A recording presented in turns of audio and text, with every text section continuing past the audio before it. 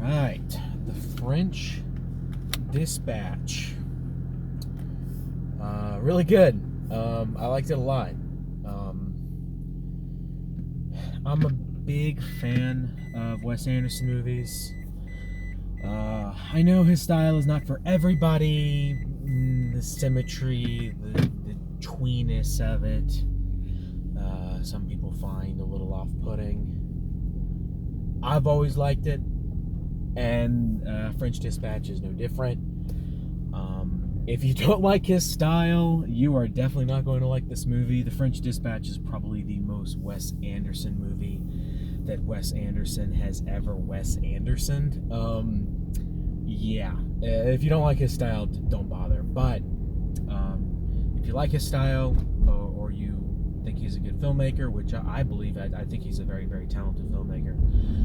There's a lot to like here. Performances are great cast, fantastic cast. A lot of really good actors in this movie.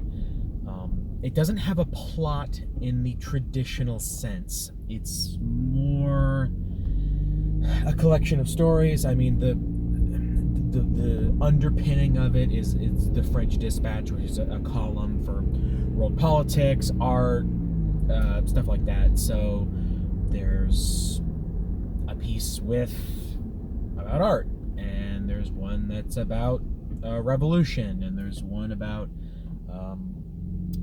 police commissioner having his son kidnapped. So there's a wide variety of stories in the French Dispatch. It's not just a one sort of theme.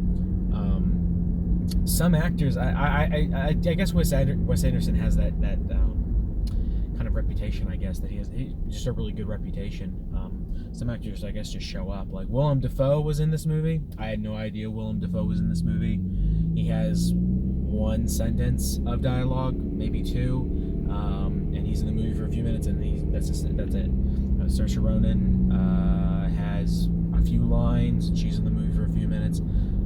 But I think that's the power of Wes Anderson. I guess he's just he's a well-known filmmaker. He's a very respected filmmaker, and a ton of actors in this movie. Several actors I had no idea were in this movie. And I followed this movie pretty closely because I was really excited for it. And even I was surprised at a couple of the cast members. I was like, oh, I didn't know they were in this. Owen Wilson was good. He was the first sort of column, little travelogue. I was very wow on his part. I think Owen Wilson, I mean, he gets memed a lot, but I actually think Owen Wilson is a very underappreciated actor. I think he has a lot of talent, and this movie did not change my opinion on Owen Wilson. He's a good actor, and he always has been. And then you have Crimmins, which is, well, there's Léa Seydoux and Benicio del Toro and Adrien Brody are in the second one. Adrien Brody's a very funny guy. He's not in a ton of comedies to my knowledge. I mean, I'm not an expert on Adrien Brody, but he's not in a ton of comedies to my knowledge, and he's really funny in this movie. I actually, there's one scene that's not Adrien Brody, but it's a visual gag that made me genuinely laugh out loud. It's during the police commissioner scene, and it has to do. There's an animated segment in this movie, which is actually really cool. And there's a chase scene with Edward Norton, who again just shows up. Edward Norton's just in this movie because I had no idea he was in it. Edward Norton's just here, and he's really good, even though he doesn't have a ton of lines. Like his delivery is deadpan and very funny. But there's a strong man that has no lines, and there's a gag with him that legitimately made me laugh out loud. The theater was empty. I went to a very late night showing because I didn't want to hear a bunch of munching popcorn or mumbling ingrates in the theater. So I didn't want my experience ruined by morons, essentially. So I was luckily like the only person there. There was like one person there. I didn't even know they were there until I heard them get up after the movie was over, and I'm like, oh, there was someone else here. But that was the perfect way to see it with nobody else in the theater. So I got to really enjoy it. Bill Murray's great.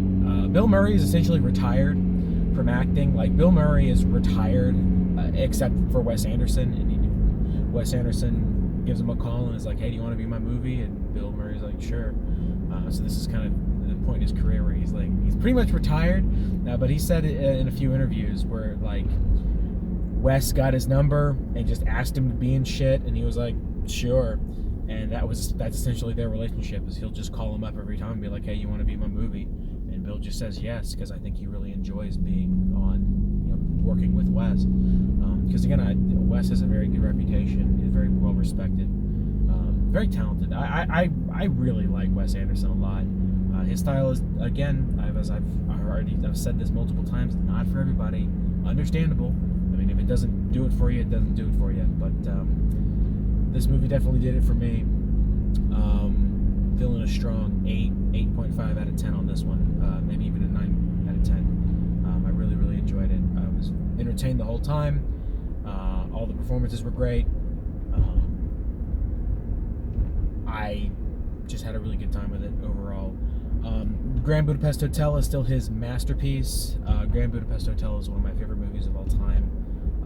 And I don't know if he's ever going to make a movie that's going to top that one. But I don't know. In terms of his overall filmography, I think I might like this one as much as I like The Life Aquatic with Steve Zissou. And I really like The Life Aquatic a lot, actually. So, yeah, I'm feeling a really strong 8.5 for this one. I definitely recommend seeing it in the theater. I know I said that about Dune when me and Wade talked about Dune. Go see it in the theater. Like, you're missing a lot if you were to see it on the TV or to wait to see it on the TV. You're missing a lot of the experience of actually seeing it on a big screen. But try to maybe go to a screening that doesn't have a ton of people. Because again, that's the worst part about being in a theater, is you have to deal with other people, and other people are not necessarily always going to be the most respectful, and they're gonna munch their fucking popcorn loudly in your ear and drinks, and then you just want to fucking punch them. But catch-22, and it's like, well, get a really good experience, but also deal with idiots. But luckily, if you go to a late night showing like I did, there probably won't be anybody there. So that's how I recommend seeing it. But I also just support this movie in general, because Wes Anderson movies never make a ton of money, but it's always nice to see people going out to support Wes Anderson, because I think he's a genuinely interesting filmmaker, and he has a very interesting style, and I think that's a dying breed. You have a few that are still making really good movies. You still have your Quentin Tarantino's, who is retiring very soon, according to him. Martin Scorsese, who's still making good stuff. But Wes Anderson's one of the last greats that we have in Hollywood that is not Marvel schlock or other kitsch stuff that doesn't really have a lot of substance to it. So I would definitely go support this movie, much like I advocated for supporting Dune, because we need more talented, unique filmmakers out there, because it used to be a dime a dozen, and that ain't the case anymore. But hope this review finds you well. Hope you guys are having a good weekend, and I don't know what movie I'm going to talk about next. Maybe Last Night in Soho or whatever. I might go see that, but I don't know.